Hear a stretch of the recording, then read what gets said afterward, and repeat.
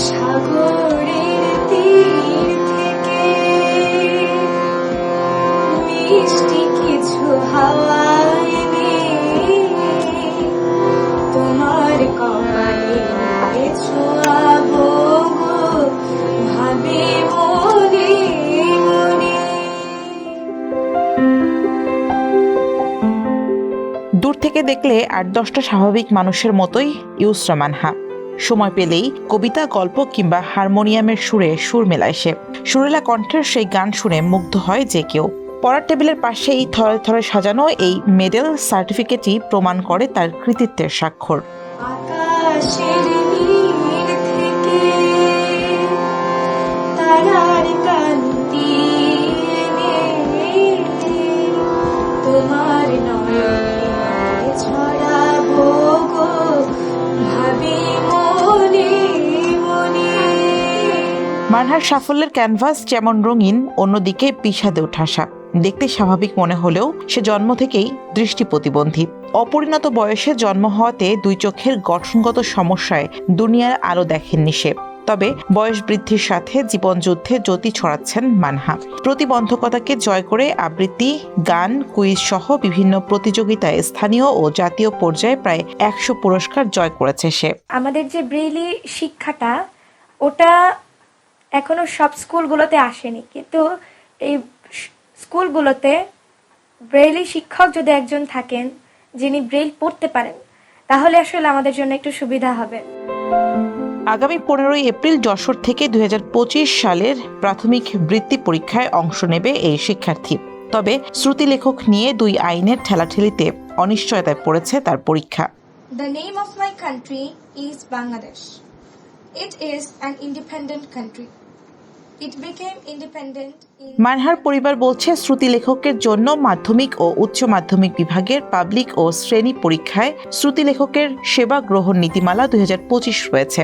এই নীতিমালায় উল্লেখ আছে, প্রতিবন্ধী ব্যক্তির অধিকার ও সুরক্ষা আইন ২০১৩ অনুযায়ী প্রতিবন্ধী ব্যক্তির জন্য সঙ্গতিপূর্ণ বন্দোবস্ত নিশ্চিত করা, যেখানে প্রাথমিক পর্যায়ের শিক্ষার্থীর জন্য শ্রুতি লেখকের সর্বোচ্চ যোগ্য একজন শিক্ষক নির্ধারণ করা হয়েছে।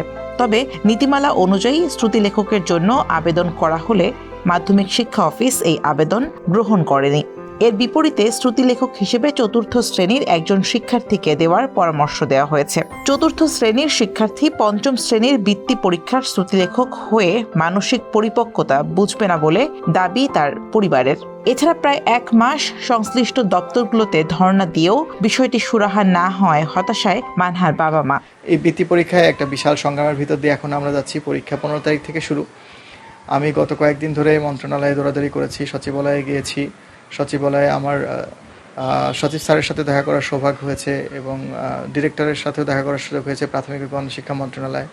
সবাই বলছেন যে এটা আসলে একটা নীতিগত জটিলতা, যেটা ওনারা বলছেন যে আসলে এই মুহূর্তে পরীক্ষার এই আগে এসে এটা নিয়ে আসলে কীভাবে করা যায়, ওনারাও আসলে আমাকে কোনো সদুত্তর দিতে পারেনি। যেটা অধিকার, ওর যেটা পাওয়ার কথা, আমরা এটাই এস্টাবলিশ করার চেষ্টা করছি। এটা দাবি না, এটা কোনো অযৌক্তিক আবদার না, এটা যৌক্তিক আবদার, যেটা প্রতিবন্ধী অ্যাক্ট অনুযায়ী বলা হয়েছে রিজনেবল অ্যাকসেপ্টেন্স, যে অনুযায়ী শিক্ষা মন্ত্রণালয় একটা গাইডলাইন্স তৈরি করেছে।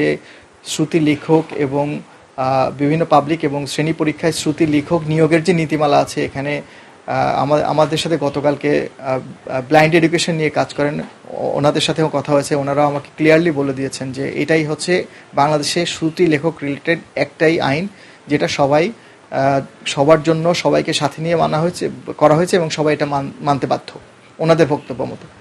তো আমরা আসলে ওইটাই এস্টাবলিশ করতে চাচ্ছি। গভর্নমেন্ট থেকে যে সুবিধাটা পাওয়া আমাদের কথা, যেহেতু ওকে নর্মাল স্কুলে নর্মালভাবে আমরা পড়ানোর চেষ্টা করেছি, সেখানে গভর্নমেন্টের সুবিধা নেওয়া বা ওকে সেই সুবিধার মধ্যে রাখার যে ব্যাপারটা ছিল, আমরা এখনো বই পাই না বা বইয়ের সেই সুবিধাটা পাই না, আমরা ম্যানেজ করে নিচ্ছি। কিন্তু গভর্নমেন্টের হস্তক্ষেপ যেখানে সবচেয়ে বেশি প্রয়োজন, যেখানে মেধাটাকে যাচাই করার দরকার হয়, সেটা হচ্ছে পরীক্ষা একটা বাচ্চার রেজাল্ট ভালো দেখে আমরা বুঝি এই বাচ্চাটার মেধাটা কত দূর। সেখানে এসে আমি হেরে যাচ্ছি, বা আমি এবং মানহা আমরা দুইজন মিলে হেরে যাচ্ছি। তবে নীতিমালার বাইরে গিয়ে কিছু করার নেই বলে জানিয়েছেন শিক্ষা কর্মকর্তা। আর আন্তঃমন্ত্রণালয়ের জটিলতার কারণে একজন প্রতিবন্ধী শিশুর অধিকারের সুস্পষ্ট লঙ্ঘন হচ্ছে বলে জানান প্রতিবন্ধী বিষয়ক কর্মকর্তা। ২৬ সালের নীতিমালা হলেও ২৫ সালের এই পরীক্ষা এই নীতিমালার আলোকে হবে। সেখানে বলা আছে যে চতুর্থ শ্রেণীর শিক্ষার্থীর ঊর্ধ্বে কোনো শ্রুতিলেখক হতে পারবে না। এক্ষেত্রে আমরা যেটা করেছি, যেহেতু শিক্ষার্থীটা মেধাবী এবং আমরা চাই সে তার মেধার বহিঃপ্রকাশ ঘটাক এবং সে একজন ভালো মানুষ হিসেবে গড়ে উঠুক, তো সেই জায়গা থেকে আমরা নীতিমালার আলোকেই ২০২৫ সালের যে শিক্ষার্থী ক্লাস 4 পাস করেছে, 5 পড়ে এখন, আর পরীক্ষাটি 25 সালের, সেই হিসেবে আমরা এখন বর্তমানে 5 পড়া পরীক্ষার্থীকে আমরা অনুমোদন দিতে পারি 25 সালের প্রেক্ষাপট বিবেচনা করে। তো আমরা চাই এই আমাদের নীতিমালার আলোকে সবারই সহযোগিতা আমরা পরীক্ষাটি সুন্দরভাবে সম্পন্ন করি। অভিভাবক চাচ্ছেন সেটি হলো যে স্পেশাল চাইল্ডের একটা নীতিমালা আলাদা আছে এবং মাধ্যমিকের সেটিতে বলা আছে একজন শিক্ষক শ্রুতিলেখক হিসেবে থাকতে পারবেন, কিন্তু আমাদের পরীক্ষাটা হলো প্রাথমিক বৃত্তি পরীক্ষা, ফলে আমাদের নীতিমালার আলোকেই পরীক্ষাটা হওয়া যুক্তিযুক্ত। যদিও এটি তাদের হয়তো মানতে কষ্ট হবে, কিন্তু আমাদের আন্তরিকতারও ঘাটতি নাই যে পরীক্ষাতে ভালোভাবে পরীক্ষা দিক। তার বাবা মা এবং সে মানসিক টানাপোড়েন এবং সিদ্ধান্তহীনতার মধ্যে দিয়ে যাচ্ছে। 15 তারিখের এই মাসের 15 তারিখের বৃত্তি পরীক্ষায় সে আদৌ অংশগ্রহণ করতে পারবে কিনা, শ্রুতি লেখক জটিলতার যে নিয়ম নীতিমালা আমাদের 2 মন্ত্রণালয়ের যে এই যে সমন্বয়ের অভাব, আন্তঃমন্ত্রণালয়ের কোন্দলের জন্য শিশুটির আজকে এই সিদ্ধান্তহীন পরিস্থিতি, তাহলে সংসদে পাশ করে এত আইন মানুষের কল্যাণের জন্য যে তৈরি হয়, এই আইনের আসলে যৌক্তিকতা কি বা যথার্থতা কি? আইন তো পথ সুগম করার জন্য, তার যে অধিকার সেই সুরক্ষাটা বাস্তবায়ন করার জন্য। আপনি সেই সুরক্ষাটাকে যদি প্রতি পদে পদে বাধা বা প্রতিবন্ধকতা তৈরি করেন, তাহলে প্রতিবন্ধী আর এই প্রতিবন্ধকতা এর মধ্যে আসলে কোনো ফারাক নেই। 2 আইনের বেড়াজালে যেন নষ্ট না হয় এক শিক্ষার্থীর ভবিষ্যৎ, এমনটাই চাওয়া পরিবারের।